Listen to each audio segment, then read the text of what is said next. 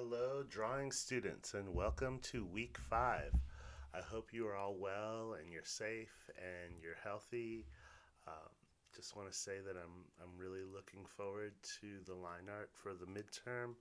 I can see that there's some students that are already excited and have turned in their work.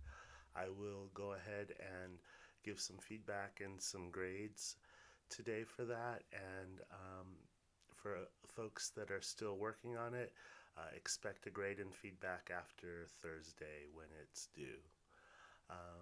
Okay, so for this week here, what do we got is we are going to work on value scales. Values are very important when it comes to drawing. Drawings don't come alive unless they have values in them. Values give form and shape and depth, and they give the realism that a drawing needs to achieve that success when it comes to drawing. So this week's homework is going to really be about doing a 7-step value scale. What we'll do is we'll draw 1 inch by 1 inch squares next to each other. Things to avoid are outlining the squares. Let the values be the border that acquire the edge control. And I'll get into a little bit more of what that means in just a second. I'll be supplying you folks with some videos to watch.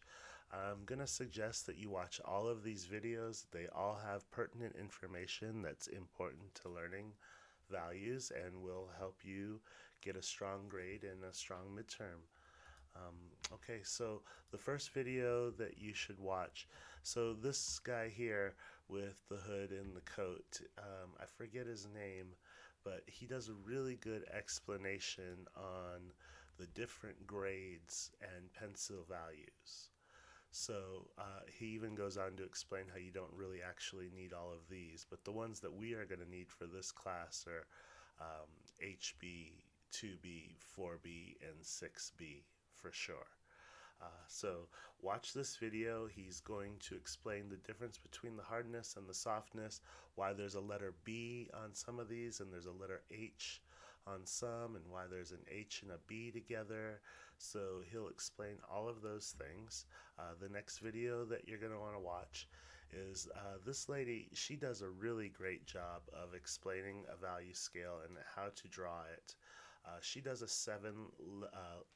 7-step value scale with her ruler, and she only uses a 2B pencil, but I'm going to suggest that you use the range of pencils that you have with your graphite. It will help your value scale come out a lot easier, and it will teach you a lot more about how the pencils work. She's very skillful, so she can get away with the 2B, but like I said, I'm going to suggest that you guys use all the pencils that you have bought to use for this class. Okay, the next video after that is this is a little value scale theory, and if you look at these value scales, these are more than successful. The way that you can tell they're successful is that if you blur your eyes and you can still see a line that divides the value, then you know that this is a strong value scale. This value scale here, I believe, is in graphite, and this one here is in charcoal. But you can see the definition. It took this guy about 45 minutes, I believe he said, to do this, but he does a really great explanation on what to achieve and how to gain success with your value scale, and why a value scale is important to learn values before you work on a drawing.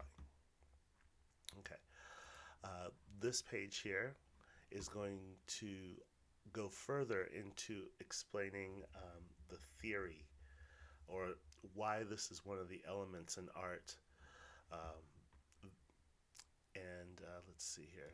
Okay, so this is what I'm going to leave with you guys, is that values define how light or dark a given color or hue can be. Values are best understood when visualized in a scale or gradient. We're only going to be working on a scale, not a gradient. The more tonal variance, the more values you have. Painters and photographers alike use values to create imagery and realism, drama.